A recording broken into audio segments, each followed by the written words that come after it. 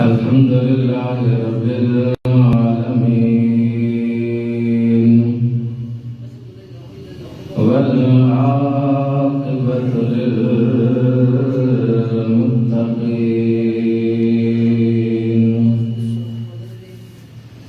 الصلاة والسلام على سيد الأنبياء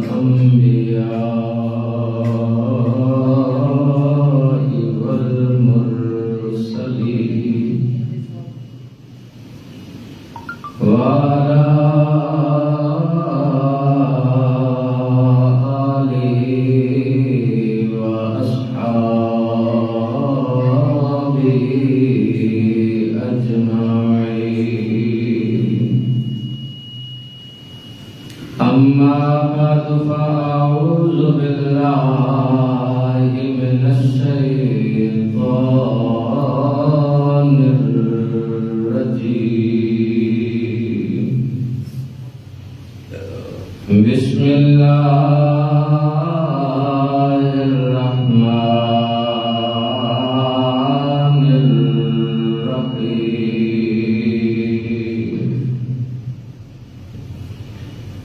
يا أيها الذين آمنوا اتقوا الله حق تقاته ولا تموتن إلا وأنتم مسلمون. آمنت بالله صدق الله العظيم وصدق رسوله النبي الكريم الأمين. إن الله وملائكته يصلون على النبي يا أيها الذين آمنوا صلوا عليه وسلموا تسليما. الصلاة والسلام عليك يا سيدي يا رسول الله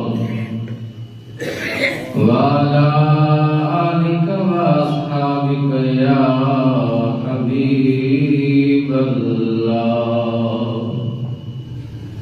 الصلاة والسلام عليك يا سيدي يا رسول الله وعلى آلك وأصحابك يا خاتم النبيين. الصلاة والسلام عليك يا سيدي يا رسول الله وعلى آلك وأصحابك يا رحمة للعالمين.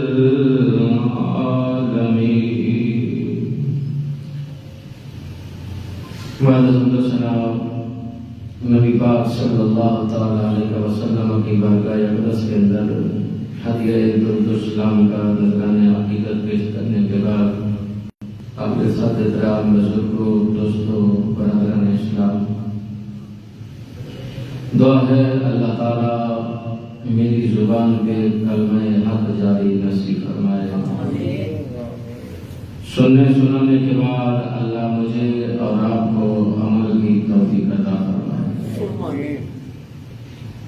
اللہ تعالیٰ نے قرآن مجید کے اندر ارشاد فرمایا یا ایھا الذین آمنوا اتقوا اللہ حق تقاتہ. اے ایمان والو اللہ سے ڈرو جس طرح اس سے ڈرنے کا حق ہے. ولا تموتن نہ مرو الا وانتم مسلمون مگر مرو فرمانبردار برداروں کی طرح. یعنی اللہ تعالیٰ نے اس آیت مقدسہ کے اندر پہلا حکم فرمایا ایمان والوں کو کہ اے ایمان والو اللہ سے ڈرو، اور دوسرا اللہ تعالیٰ نے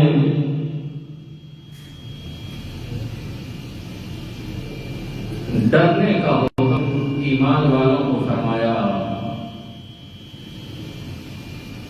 تیسری چیز کہ اس طرح ڈرو جس طرح اس سے ڈرنے کا حق ہے.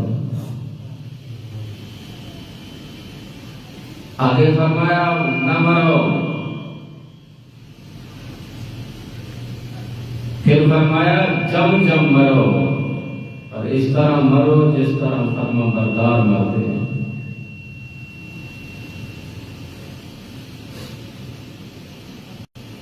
موت برحق ہے، عالم ہے. دعا ہے میرا رب مجھے اور آپ کو فرما برداروں والی موت نصیب فرمائے. دوسرے مقام پر قرآن نے فرمایا تتجافى جنوبهم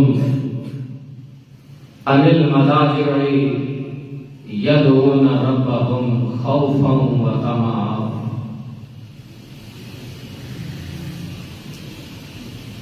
وہ اپنے پہلو بستروں سے الگ رکھتے ہیں.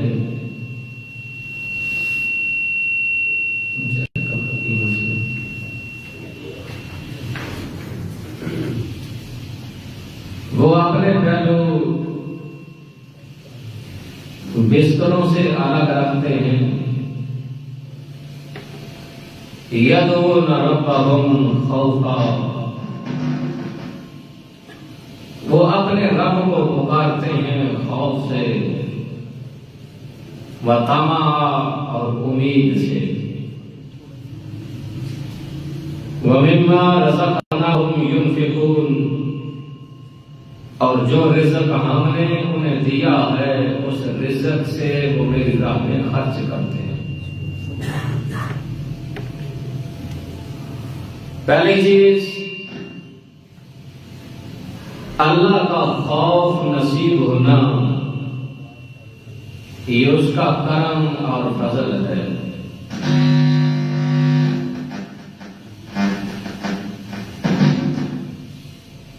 دوسرا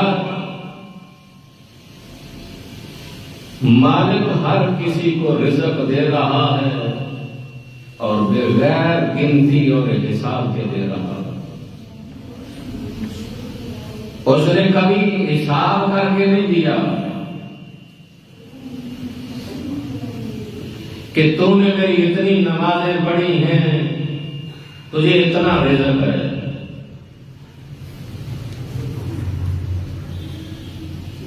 کسی کو یہ نہیں فرمایا کہ تم نے میری نافرمانیاں کی ہیں تو اس کی وجہ سے تیرا رزق کم کر رہا ہوں.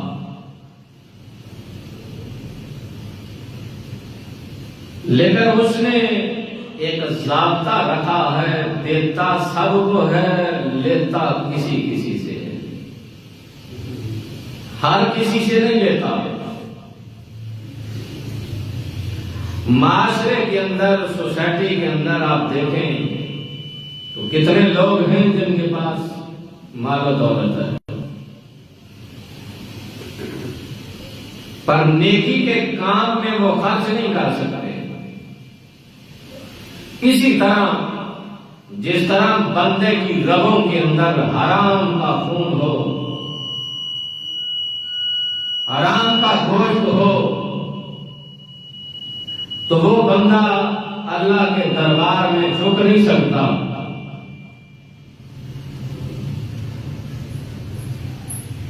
بندگی کے لیے، عبادت کے لیے وہ سجدہ ریز نہیں ہو سکتا. کیوں؟ میرے کریم آقا علیہ السلام نے فرمایا ایک لقمہ حرام کا کھائے تو مالک 40 دنوں تک کوئی نیکی قبول نہیں کرتا. صرف ایک لقمہ. تو جس کے رگوں کے اندر دوڑنے والا خون اور گوشت بڑا ہی حرام کی غذا سے ہو وہ بندگی کیسے کر سکتا؟ نیب والے آج کسی سے پوچھے نا ان کا سوال کیا ہوتا ہے؟ ذریعہ آمدن بتاؤ اور اپنے اثاثے بتاؤ. آسان لفظوں میں کہ کمایا کہاں سے اور یہ بنایا کیسے. تو لوگ اپنے 20 سال کی پھیلے آگے پیچھے کرتے تھے کہ کہیں نیب کا ہماری طرف کوئی ذریعہ نہ بن جائے.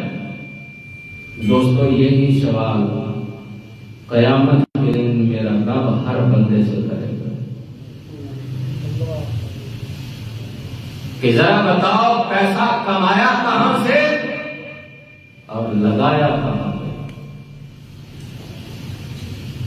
آج لوگ آگے پیچھے ہو کر بچ جائیں گے دنیاوی عدالت سے.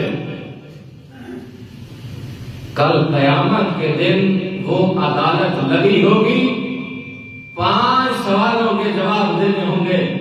میرے لجپال نبی نے فرمایا پاؤں زمین پہ جم جائیں گے تب تک جب تک 5 سوالوں کے جواب نہیں دے پائے گا ایک قدم بھی اٹھا کے آگے نہیں رکھ پائے گا.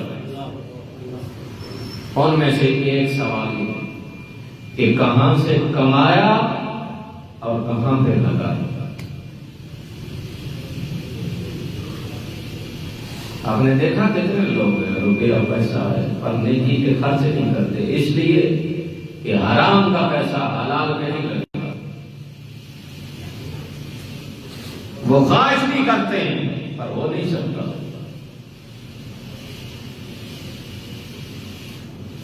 تو اللہ تعالیٰ نے قرآن حکیم کے اندر فرمایا تتجافا جنوبهم عن المضاجع يدعون ربهم خوفا وطمعا. وہ اپنے پہلو بستروں سے الگ رکھتے ہیں. وہ ذکر ہو وہ نماز ہو وہ سوتے نہیں ہیں. وہ اپنے رب کو خوف اور امید سے پکارتے ہیں. وَمِمَّا رَزَقْنَاهُمْ يُنْفِقُونَ. اور جو رزق ہم نے ان کو دیا ہے وہ اس سے میری راہ میں خرچ کرتے ہیں. میرے کریم آقا صلی اللہ تعالی علیہ وسلم مسجد نبی میں تشریف فرما ہے.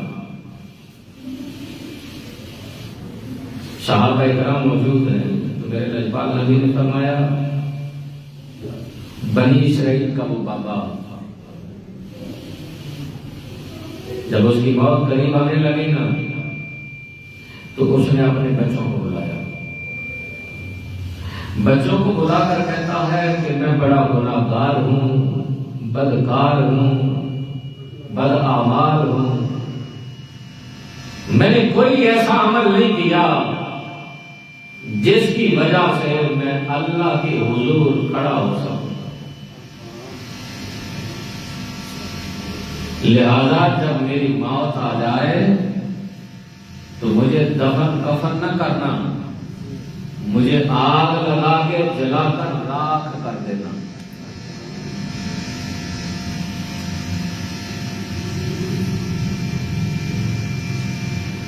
موت قریب آئی. اس نے تو سوچا تھا کہ مر جائیں گے, آگ لگے گی, جلا کر راکھ کر ڈالیں گے, میری خاک کو سمندروں میں پہاڑوں پہ اڑا دیں گے, میرا مالک پھر مجھے کیسے زندہ کرے گا.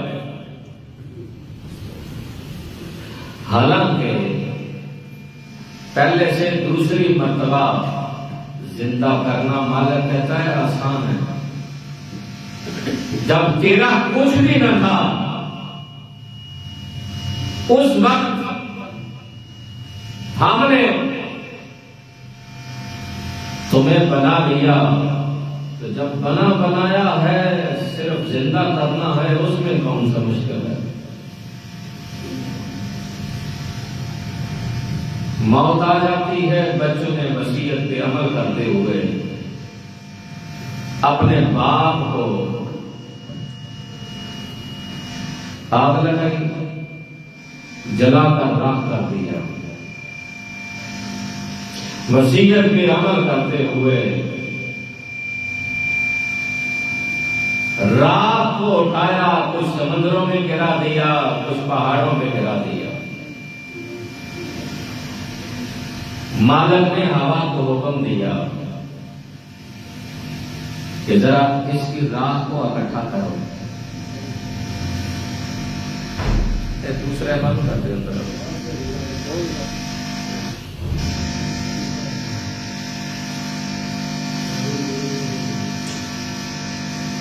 اللہ اکبر۔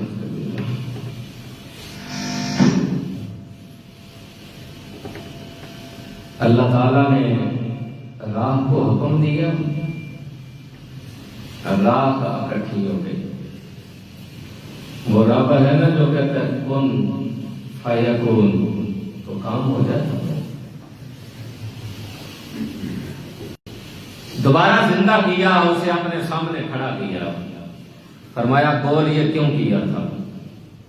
کہنے لگا مالک اسی لیے تو کیا تھا کہ تیرے سامنے کھڑا نہ ہو سکے،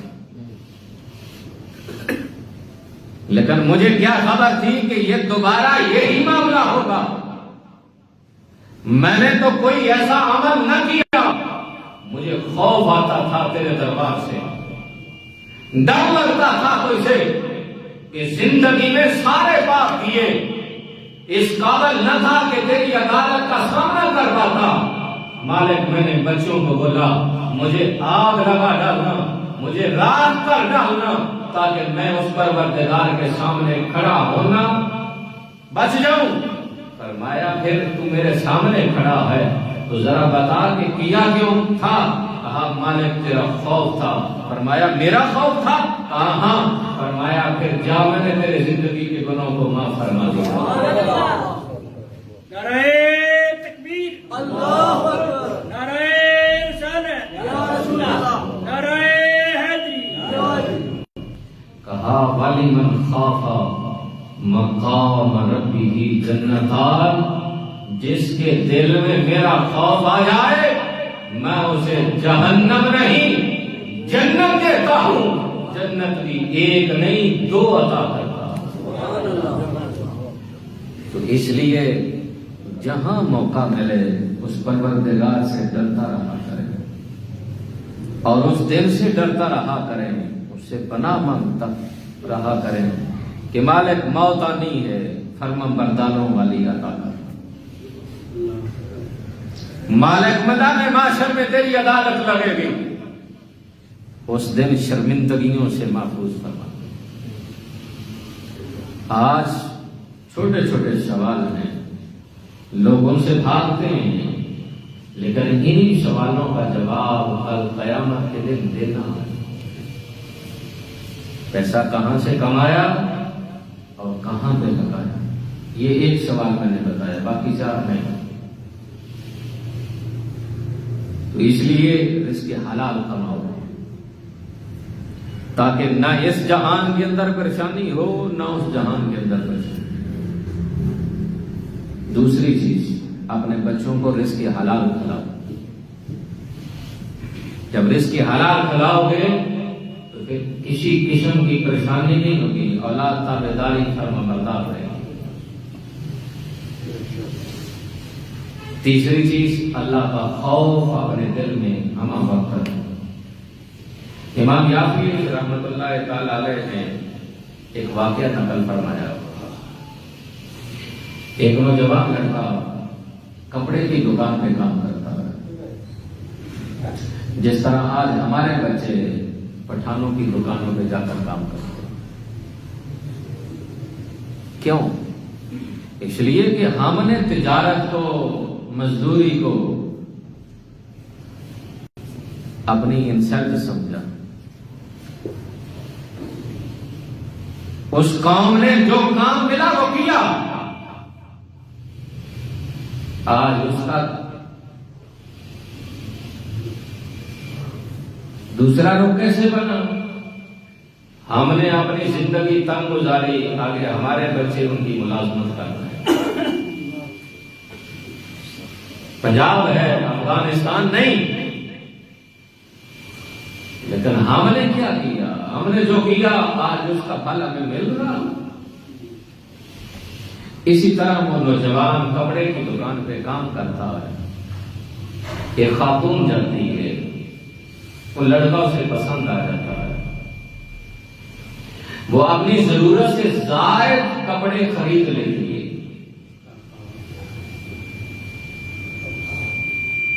अब कपड़ा खरीद कर मालिक दुकान को कहती है कि इस नौजवान को मेरे साथ भेज दे, क्योंकि ये सामान मुझसे नहीं उठाया जाता, मेरे घर छोड़ा है। मालिक दुकान उसकी इस चीज को समझ न सका, समझ भी कैसे सकता कि अल्लाह ताला ने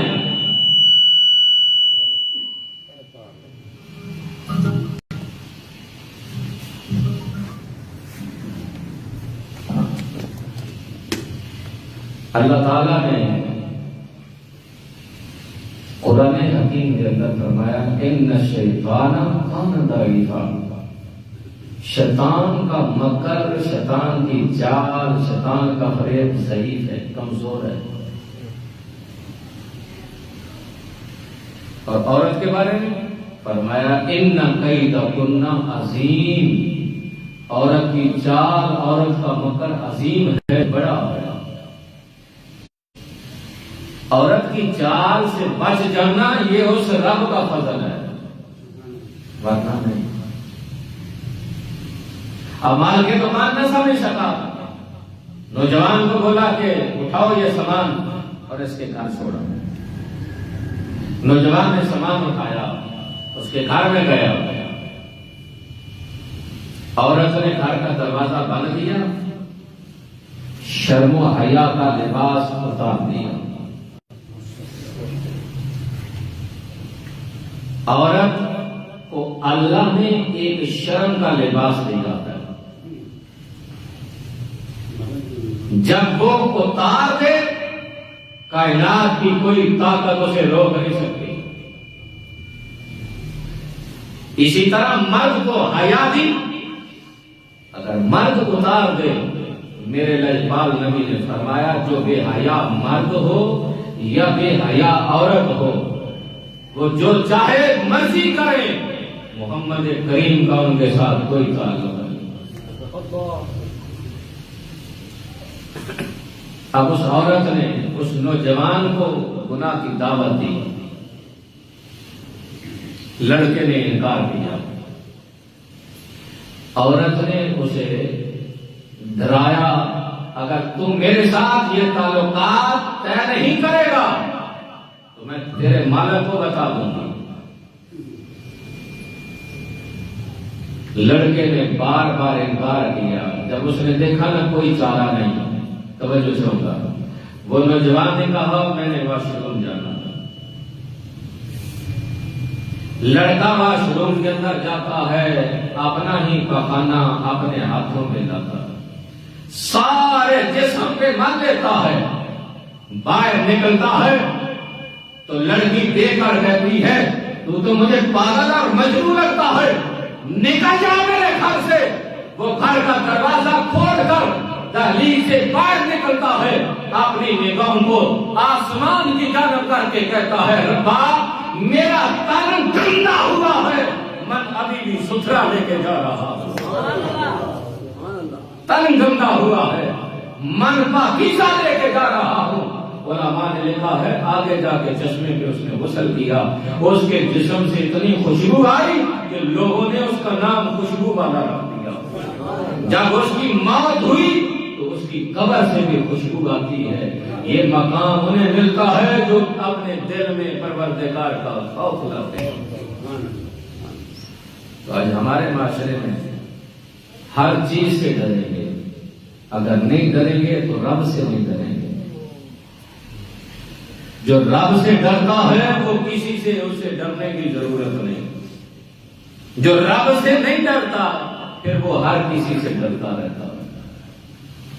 کبھی موت سے ڈرے گا, کبھی زندگی کی بقا کے لیے ڈرے گا, کبھی اپنے مال و دولت کی فکر میں ڈرے گا, کبھی اولاد کے لیے ڈرے گا. لیکن اسی لیے تو مفتی احمد یار خان نعیمی رحمت اللہ تعالی علیہ آپ کے پاس فرماتے ہیں, حضور بیٹھے ہیں, ایک شخص آتا ہے, حضور میرے بیوی بچے میری بات نہیں مانتے, بیوی ماننے لگے بچے مر جاتے ہیں, کیا کروں؟ فرمایا رب کی بارگاہ میں استغفار کیا کر. دوسرا آ جاتا ہے, حضور مال مویشی زندہ نہیں رہتے, فرمایا استغفار کیا کر. تیسرا آ جاتا ہے, حضور کیا کروں؟ جو بھی باغات جو بھی کام کرتا ہوں وہ سارا ختم ہو جاتا ہے, تباہ و برباد ہو جاتا ہے, پیارے کیا کروں؟ فرمایا استغفار کیا کر. چوتھا آدمی آ جاتا ہے, پیارے میرے گھر میں لڑائی جھگڑا رہتا ہے, فرمایا استغفار کیا کر. حتیٰ کہ 12 آدمی آ جاتے ہیں, ہر ایک کا مرض الگ ہے لیکن علاج سب کا ایک ہے. جانے والے آنے والے پوچھ کر چلے گئے, بیٹھنے والوں نے پوچھا, پیارے کسی کے گھر میں لڑائی جھگڑا ہے, کسی کے بچے زندہ نہیں رہتے, کسی کے مال مویشی مر جاتے ہیں, کسی کے باغات اجڑ جاتے ہیں, پیارے سب کو ایک ہی نسخہ بتایا ہے. میرے نبی نے فرمایا, ہاں اس لیے کہ یہ معاملات بگڑتے ہی تب ہیں جب پروردگار ناراض ہو جاتا ہے. یہ سارے استغفار کریں گے, وہ راضی ہو جائے گا, سب کا کام سنور جائے گا. تو آج ہمارے معاشرے میں ضرورت کس چیز کی ہے؟ اس پروردگار سے ڈرے. اس نے خود فرمایا ہے, یا ایھا الذین آمنوا اتقوا اللہ حق تقاتی, اے ایمان والو اللہ سے اس طرح ڈرو جس طرح اس سے ڈرنے کا حق ہے. ولا تموتن, پروردگار کہتا ہے نہ مرو, پھر کہتا ہے مرو جب جب مرو. مالک کیا فرمایا, الا وانتم مسلمون, فرما برداروں کی موت مرو, ون نیلم کرتے ہوئے نہیں, یا باقی کسی ایسے شغل کے اندر جسے اللہ اور اس کے رسول نے منع کیا, روڈ پہ مر گئے. کیوں؟ اللہ نے تو اتنا قیمتی بنایا ہے تمہیں, اس لیے تو نہیں کہا تھا کہ روڈ پہ مر جائے. نہیں, آؤ اپنے رب کو راضی کرو. خدا کی قسم اگر کوئی مشکل ہو, صبح تہجد کے ٹائم اٹھو, وہ کریم رب پہلے آسمان پہ آ کے کہتا ہے کوئی مجھ سے رزق مانگنے والا کہ میں رزق دوں, ہے کوئی مجھ سے معافی مانگنے والا کہ معافی دوں. سب سے آسان اس کائنات میں اگر کسی کو راضی کرنا ہو نا تو وہ مالک ہے. بندوں کو راضی کرتے ہوئے سال ہر سال پی جاتے ہیں. میرے لجپال نبی نے فرمایا, اٹھ جب تجھے کوئی اور نہ دیکھ رہا ہو, صرف وہ دیکھ رہا ہو جس کے لیے تو اٹھا, پھر تیری آنکھیں بھیگ جائیں تو پھر مالک کریم اتنا قریب ہے, وہ یہ نہیں دیکھے گا اس نے زندگی میں کتنے گناہ کیے ہیں, بس آنکھیں بھیگ جائیں گی تو پروردگار زندگی کے گناہ معاف کر. آؤ اپنے رب کے در پہ اس کا خوف رکھو, ہر جگہ رکھو, گھر میں, مسجد میں, تجارت میں, جہاں اس مالک کا خوف رکھو. پھر استغفار کرو, استغفار کرو گے مالک رزق بھی دے گا, اولاد بھی دے گا. معاملات جو بگڑے ہیں وہ بھی سمجھ جائیں گے, اس سے مانگتے رہیں. اللہ تعالیٰ مجھے اور آپ کو عمل کی توفیق عطا فرمائے. آمین ثم آمین. وآخر دعوانا الحمد للہ رب العالمین.